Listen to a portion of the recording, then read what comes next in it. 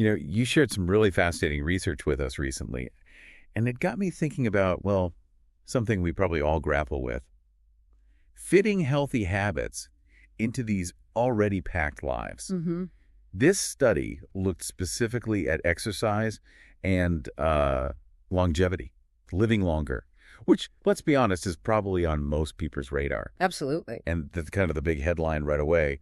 Maybe you don't need to feel quite so guilty about missing that daily workout. Right. This research suggests hitting that weekly target, even if you kind of cram it into the weekend, could actually be really effective. We've been digging into this study. It was published in the Journal of the American Heart Association, correct? That's the one. And Yeah. it really does tackle that common problem, doesn't it? Finding time for consistent exercise during a busy week. Exactly. So the core question we want to dive into today, based on this study, is can you really channel all that activity into just 1 or 2 days and still get, significant health benefits? A whole weekend warrior idea. Yeah, we've all heard that term.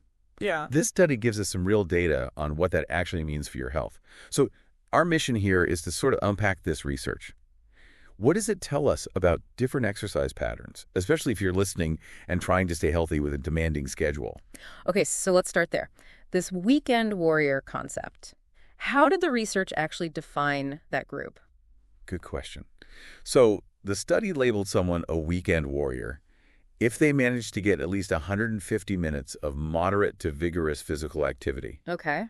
but concentrated within just 1 or 2 days per week. So really making the most of Saturday and Sunday, maybe. Could be, yeah. Or any 2 days, really, just packing it in. And that moderate to vigorous bit means, activity that gets your heart rate up, makes you breathe a bit harder. Think of brisk walking, cycling, that sort of thing. Got it. So that's the weekend warrior. And they compared them to other groups. They did. They had an active regular group. These were the folks hitting that same 150-minute minimum, Mm-hmm. but spreading it out more across the week, maybe 3, 4, 5 days. The more traditional recommendation, maybe. Exactly. And then, of course, there was the comparison group, the inactive folks. They just weren't meeting that 150-minute threshold consistently. Right. And the really compelling part is what they found when they looked at mortality risks across these groups. Okay, yeah, this is where it gets really interesting, the key finding. Both the weekend warriors and the active regulars showed a significantly lower risk of dying from all causes, Yeah. from cardiovascular disease and from cancer, compared to the inactive group. So being active helps. That's not necessarily shocking, but But the key was hitting that 150-minute target. It didn't seem to matter as much how they got there, as long as they did. and the specific numbers were quite striking, weren't they, for the weekend warriors? They really were. The research showed a 32% lower risk of death from all causes for the weekend warriors compared to the inactive group. 32%. Wow. That's substantial. It is. And breaking it down further, 31% lower risk for cardiovascular disease deaths and 21% lower risk for cancer deaths. Again, for those weekend warriors meeting the target. Okay, and what about the active regulars, the ones spreading it out? Also impressive results. For them, it was a 26% lower risk of all-cause mortality compared to the inactive group. Still very significant. Definitely. And 24% lower risk for cardiovascular deaths and 13% lower for cancer deaths. So clearly, both ways of hitting that 150-minute mark provide major benefits. But here's the real kicker, I think. The part that might make a lot of busy people listening perk up. Go on. When they compared the weekend warriors directly to the active regulars, assuming both groups hit that 150 minutes, Yeah, there was no significant difference in their mortality risk. exactly. That's the eye-opener, isn't it? It really challenges that idea that you absolutely must exercise a little bit every single day. It looks like getting that total volume in is what really counts. Which is honestly a bit of a relief to hear. It takes some pressure off. It really does. And that lines up perfectly with what one of the study authors, Dr. Jihao Li, said. He basically emphasized that meeting the guideline that 150 minutes is the crucial thing, not necessarily the pattern. Right. And he also pointed out that it doesn't have to be structured exercise necessarily. Vigorous gardening, household chores, or really brisk walk, it all counts towards that total. Absolutely. And another expert, Keith Diaz from the American Heart Association, he wasn't involved in this study, but he commented on it. He stressed the same point. The total volume of activity seems to be paramount for health benefits. So how did they actually figure all this out? I mean, tracking activity for so many people must be complex. Well, this study used data from a huge resource, the UK Biobank, over 93,000 people involved. 93,000. Okay, that's a solid base. Definitely. And crucially, they didn't just rely on people saying, oh yeah, I exercise this much. So not self-reported data, Hmm. because that could be a bit iffy. Exactly. They used wrist-worn accelerometers, little devices that actually tracked movement objectively. Okay, that's much better. Gives you a more accurate picture. For sure. It measures steps, intensity, duration, all that stuff continuously, so likely much more reliable than memory alone. Makes sense. And who were these 93,000 people, roughly? The age range was pretty broad, 37 to 73. Slightly more women than men, about 56% women. And it's important to note, the group was overwhelmingly white, about 97%. Okay, that's a key point for later, maybe, about generalizability. Definitely. And the activity data itself was collected between 2013 and 2015. Then they followed these individuals for about 8 years to see who passed away and from what causes. 8 years of follow-up. Yeah. Got it. And the accelerometers, they picked up all sorts of activity. Yeah, everything from, intentional walks or jogs or cycling, right down to doing chores around the house, gardening, even dancing. It gives a really full picture of how active people actually were. Okay, so the findings are really encouraging, especially for people with limited time.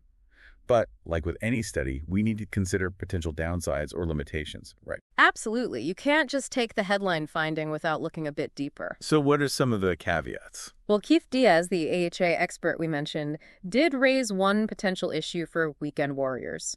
A possibly slightly higher risk of musculoskeletal injuries? That makes intuitive sense, going from 0 to 60, potentially. Kind of, yeah. If you're fairly sedentary all week and then you do a lot of intense activity in a short burst, your body might not be quite as prepared. You could pull something, twist something. Right. So what's the advice there? Diaz recommended that if you are going the weekend warrior route, proper warm-ups are crucial. And also, maybe don't just jump into 2.5 hours of intense stuff immediately. Gradually increase the intensity and duration over time. Let your body adapt. Sensible advice. Yeah. Makes perfect sense. What about limitations within the study design itself? There are a few the researchers pointed out. One big one is that physical activity was only measured right at the start. Oh, okay. So people's habits might have changed over those 8 years of follow-up. Exactly. Someone inactive at the start might have become active later, or vice versa. We don't know from this data. That could definitely influence the results. It could. Also, as we mentioned, the participants were mostly white and from the UK, so we have to be cautious about applying these findings directly to, say, different ethnic groups or populations in other countries with different lifestyles. So more research needed in diverse populations. For sure. The authors themselves stress that. They also noted that other factors, things like genetics, diet, environment, weren't fully accounted for and could play a role too. Understood.